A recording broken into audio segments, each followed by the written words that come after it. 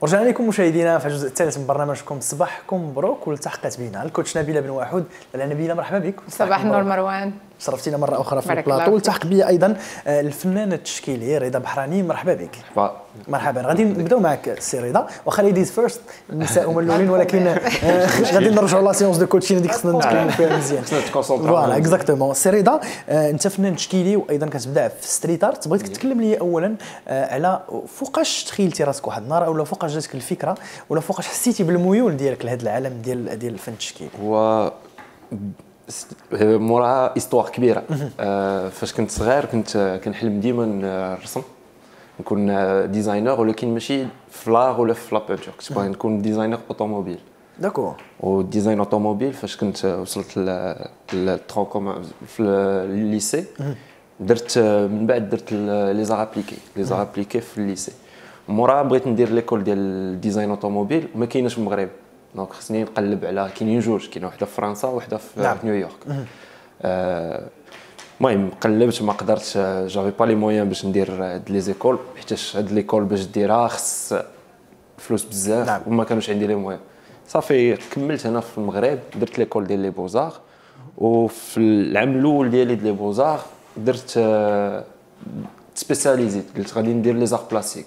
لي زار بلاستيك كدير فيهم كلشي، تقدر دير ديزاين، تكون ليبر في لو شوا ديالك. نعم. صافي اون فوا درت لي زار بلاستيك تلونسيت، تما كانت البدايه ديالك الحقيقيه، وعطيتي راسك واحد المسار اللي هو الفن التشكيلي. تبارك الله عليك. هنا نبغي نتعرف ايضا على المواضيع اللي كتحاول انك ترسمها، المواضيع اللي كتحاول انك تناقشها من خلال هذه اللوحات ديالك. كنعرفوا ان اي فنان تشكيلي عنده واحد التخصص ديالو، عنده كنلقاو دائما اللوحات ديالو كتميل لواحد المواضيع معينه.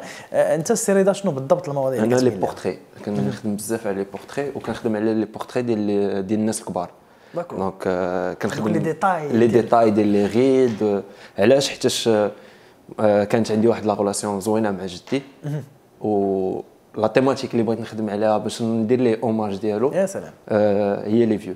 تبارك الله عليك. خدمت عليهم بزاف، وفاش بديت كنقرا على الفاسيا، لا كومونيكاسيون نون فيربال، بقيت كنبحث بزاف على هاد لو سوجي. لقيت بزاف د الحوايج كو لي غيد ديال الناس كل واحد عنده بحال قلتي ليستوار ديالو، كتعاود القصه ديالو في هذيك ليستوار. سي رضا، انا سؤالي هنا هو واش كتاخذ دي فوتو ديال هاد لي بيرسوناج هادو اللي كترسمهم، اولا غير المخيله ديالك وكتخلي العنان الابداع ديالك؟ هما كنخدم على دي زيماج ريال. هذوك لي زيماج ريال كنمشي كنقلب على ليستوار ديالهم وكنخدم عليهم.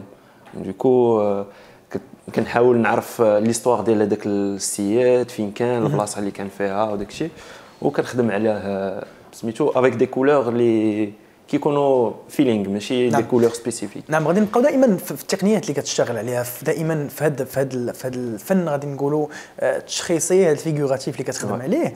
شنو هما الادوات ولا شنو هما المواد اللي كتشتغل بهم قبل ما ندوز لبزاف ديال لي ستيل واحد اخرين كتخدمهم؟ هو كنخدم ب اون تكنيك اللي كنديفلوبي فيها، مازال باقي لا خدام كنديفلوبي فيها. دونك لا ريشيرش دائما ديما لا ريشيرش، كل نهار كتكتشف شي حاجه جديده، وكل نهار غادي تلقى ان سيبور جديد.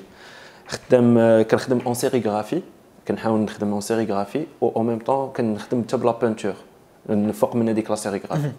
ومازال باقي كنديفلوبي في هاد لا ريشيرش اللي بغيت نخدم على دي سيبور اخرين، على الميتال، على بزاف الحوايج افيك دوطخ تكنيك. مي بحال قلتي دي ترانسفير، بحال قلتي ناخذ لي زيماج ديالي نصورهم نقادهم نرسمهم باش نخدمهم بدي تكنيك ديفيرونت، بحال اون تكنيك ميكس. نعم. تبارك الله عليك صراحه. انا كنشوفوا هذا هو الجميل، هو اننا كنتعرفوا كل مره على دي ستيل جداد مشاهدينا، اللي نحاولوا نقربوا لكم الفن التشكيلي حتى لعندكم للدار. كنعرف انك ماشي غير الفن التشكيلي، صافي ما كديرش غير دي طابلو ديالك اولا كترسم لوحات ديالك، ولكن قررتي انك تخرج حتى ستريت ارت، اولا غادي نقولوا شنو نسميوه الفن الشارع، اولا فوالا شنو اللي كتخدموا عليه بالضبط، ولا شنو هما المواضيع اللي كتحاولوا توسطوا؟ وانتم سورتو كديروا جداريات، كتشاركوا في تزيين مجموعه من الشوارع، ولات عندنا ثقافه شويه الحمد لله مؤخرا في بلادنا ديال هادشي، ولينا كنعترفوا بهذا الفن هذا حتى هو. تكلمنا شويه على هذا لو فولي هذا. لو ستريت ارت ولا بحال قلتي بلاصه ديال ليكسبرسيون ديال لي ارتيست اللي ديال الزنقه كما كيقولوا ستريت ارت. وهو باش زوين ستريت ارت تو ديفي واحد لا غوندور، داكشي كبير بزاف، كتطلع في واحد لا ماشين باش توصل بحال قلتي هذاك لو ديفي ديالك كديرو كبير. نعم. دونك هذا هو لو ديفي في لو ستريت ارت. باش كاينين بلايص صغار كترسم حيوطه صغار هذوك ماشي مشكل، مي لو ديفي هو تصاوب شي حاجه كبيره والناس بحال قلتي كتقرب. دابا لاغ ماشي غير لي غالري، انا بالنسبه لي لاغ اللي اكسيسيبل ا طول الموند، كاع الناس الناس ديال من الصغار حتى الكبار. دونك هذا هو لاغ اللي يقدر يمشي للكاليري غير غيمشي للعالي، ما يقدرش راه في الشارع العام يقدر في الكاليري عندهم الحق باش يدخلوا يشوفوا. ماشي غير واحد لا سيغتان كاتيجوري ديال الناس اللي عندهم لي مويان اللي يمشيو يشوفوا. هذا اللي مخود نورمالمون، هذا هو اللي مخود الثقافه ديال الفن. لا الفن ديال كل شيء ديال اي واحد. نعم. غنبقاو دائما الا سمحتي لي رضا، نبقاو دائما في ستريت ارت ونهضروا على جوج ديال المبادرات اللي شاركتي فيهم، اللي هما مبادره جدار وكازا موجه. نبغيك تكلم لينا على كل وحده وشنو شنو الجماليه ديال كل وحده، ولا شنو اللي بقى راسخ لك في الذهن ديالك من خلال هاد جوج ديال التجارب. زعما الاكسبيريونس الاولى اللي درت هي جدار كنت يلاه بديت لو ستريت ارت. كانت واحد الصعوبه، كانت واحد ما كانش عندي شي حيط كبير مي حيط صغير، مي حاولت نخدم فيه حيتاش ملي كتكون كتخدم في لاطوال ولا في سيبور اخر ماشي بحال الحيط كتولي عندك بزاف لي روكول، خصك تعرف كيفاش ما خصكش تغطي داك لو ديسان ديالك. وكانوا عندي دي ديفيكولتي حاولت نغطابيهم. الدراري القدام اللي كانوا قبل مني في ستريت ارت كيعاونوني كي اورينتون. نعم. رضا سمحتي تبقى معايا ومازال ندخلوا في لي ديتاي ديال المواضيع اللي كتحاولوا انكم ترسموا في هذه الجداريات هادو. نعم. ولكن قبل غادي نمشيو مشاهدينا نشوفوا هذا لو ريبورتاج اللي وجدته لنا ساره مصباح على السي رضا ونعاودوا نرجعوا.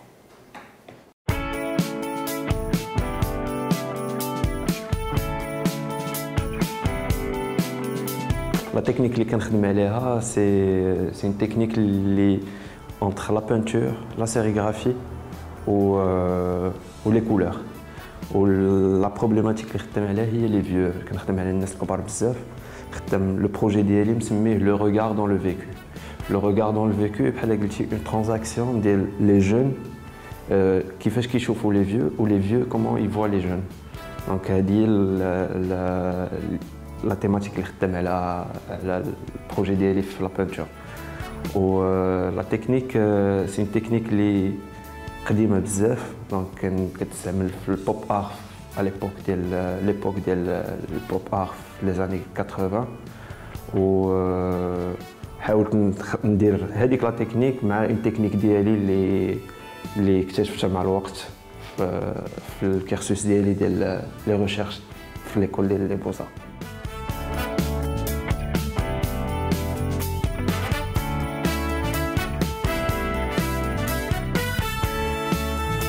لي كولور كنستعمل دي كولور اللي بالفيلينغ، كنمشي بفيلينغ. دونك كنبقى خدام لو طون اللي كنعزل اون كولور صافي هي اللي كنخدم عليها. ما كنسبيسيفيش اين كولور بغيت ولا كنخدم بحال هكاك اون فيلينغ. لي زيكسبوزيسيون اللي دوزت كاينين بزاف. اول اكسبوزيسيون اللي درت هي في الانستيتو فرونسي ديال جديده. هذيك اول اكسبوزيسيون اللي درت انديفيدويل اللي كانت عندها واحد سوكسي زوين، الناس عجباتهم الخدمه وهذه. وكانت اول مره غادي نعرض لي طابلو ديالي. الناس كانت واحد بحال قلتي الناس كيتناقشوا معاك اول مره غيشوفوك شكون انت، شنو هي خدمتك، شنو كانت اون اكسبوزيسيون اللي مزيانه ليا اللي عاونتني باش نزيد لقدام. و لي زيكسبوزيسيون الاخرين لا بلوبار ديالهم سيتي دي زيكسبوزيسيون كوليكتيف مع ناس من برا، من الناس من هنا من المغرب. و حتى هي كانوا دي زيشونج. كنكونوا ديجا كنديروا اون ريزيدونس اللي كنكونوا فيها 15 جور ولا 10 جور حنا مجموعين اونصومبل. في الاخر كنحاولوا نخرجوا كاع دوك لي زوفر اللي خدمنا في هذيك لي 15 جور. ولا هذيك من احسن لي زيكسبيريونس اللي كندوز زعما هي كتاخذ من هنا تاخذ من هنا من عند اي واحد وكتخرج شي حاجه جديده. و عاوتاني واحد ليفينمون اللي كان كيدار هنا في المغرب لابينال ديال مراكش، حتى هو اون ريزيدونس. سيتي اون ريزيدونس ديال الدراري ديال لي بوزار ديال تطوان و كازا اللي حتى هي كانت فيها واحد لي فروي زوين. كنناقشوا بيناتنا، نتقاسموا لي زيدي شحال من حاجه. دونك حتى هي سيتي بارمي لي ميور اكسبوزيسيون اللي دوزت في لا كارير ديالي. كنخدم حتى الستريت ارت، كنخدم على لي فاساد ديال لي زيموبل ولا دي كوموند ديال لا ديكوراسيون في لي ريستورون ولا شي حاجه بحال هكا. دونك هادي حتى هي سي اون بارتي اللي كندير في لاغ، كندير فيها كنخدم فيها نيت على حسب سوا لا كوموند سوا على حسب لو ستيل ديالي، نيت لي بورتري ديال لي فيو اللي كنخدمهم في. وعندي ان بروجي ان شاء الله اللي غيكون على برا في هايتي في شهر 1 جانفي، اللي غادي نخدم دو غروند فاساد، وحده في واحد لوبيتال وحده في واحد ليكول تمايا في هايتي. دونك هذا هو البروجي دافينير اللي في الستريت ارت. اذا بعد ما تقربنا مشاهدينا من العالم ديال الفنان ديالنا التشكيلي رضا بحراني، غادي نبغيو نمشيو دائما ونبقاو نجولوا في هذا العالم ديال الستريت ارت اللي صراحه غادي نقولوا ان الناس مازال ما عندهمش عليه مجموعه من المعلومات، من غير الشباب اللي كيهتموا بهذا المجال هذا. بطبيعه الحال كيتنظموا مجموعه من المبادرات اليوم كيف ما ذكرنا قبل من الغوبورتاج، مبادره ديال الجدار وايضا مبادره ديال كازاموجا. نبغي نعرف شنو هما المواضيع اللي كتحاولوا انكم توصلوها من خلال الجداريات، حيت كيف ما كنعرفوا لا واحد التشكيليه كيكونوا في دي غالغي ولا كيكونوا في مجموعه من المعارض زيكسبوزيسيون. باغ كونطخ هاد الجداريات هادو كيكونوا في الشارع العام، واي واحد غادي جاي فليدونتيتي حتى ديال ديك المدينه كيوليو اترافير هذوك الجداريات. نبغي نتعرف على المواضيع اللي كتحاولوا انكم توصلوا. كتخدم لو ستيل ديالك، هذاك لو ستيل اللي كتخدم في لي طابلو كتحاول تكبروا. دونك هذاك هو لو ديفي ديالك. دونك ملي كتخدموا صغير خصك تحط هذاك الديسان ديالك كبير باش يكون اي واحد ديز غيشوفو. دونك هذا هو هذه الانتر رياكسيون بين هذيك لوفر والناس. نعم. دونك كتحاول دير الفن ديالك لو ستيل ديالك، ولكن اون غروند فورما كبير اللي كيكون اكسيسيبل اي واحد. نعم. المبادره ديال كازاموجا ما كرهتكش تكلم لي عليها اكثر، وشنو هو الشوارع اللي خدمتوا فيهم اكثر في الدار البيضاء؟ كازاموجا كنت خدمت مع واحد الفنان فرنسي عايش هنا في المغرب، يان شاتلان، اللي كنت اسيستون في الاول معاه، وكانت ديك هي الاكسبيريونس الاولى اللي كنخدم معاه. واش واحد الراجل كبير فيه بزاف ديال لي ديتاي معروف في الدار البيضاء انت اللي دايرو. نعم انا ويا ان شاء الله. نعم تبارك الله عليك، تبارك الله عليك. وتما كنتعرفوا على الفن ديالك اكثر، وصراحه ما كرهناش ان هذه المبادره هذه تكون في المغرب كامل، حيت صراحه عطيتوا واحد الجماليه اكثر للشوارع ديالنا المغربيه. وفي كازا ولا كيبان هذا الشيء بزاف، حيت كنظن كانوا مجموعه من المبادرات. دابا كازا غادا في لو ديفلوبمون في ستريت ارت، مي الرباط مكلاسيه دابا حاليا من تروازيام المدينه الثالثه في العالم ديال ستريت ارت. جميل جدا. مورا نيويورك وبرشلونه. دونك الرباط ولات اونيكون ديال ستريت ارت هي في العالم. الناس ولاو كيجيو للتوريزم باش يشوفوا لي فان ديال دوك لي زارتيست. تبارك الله عليك رضا، وتبارك الله على جميع الفنانين ديال الستريتات واللي كيحاولوا انهم يطوروا من الفن ديالنا والثقافه الفنيه ديالنا في المغرب. فتحيه لك سي رضا، ومرحبا بك دائما فوق ما يكون الجديد حنا واجدين. تبارك الله عليك، شكرا لك.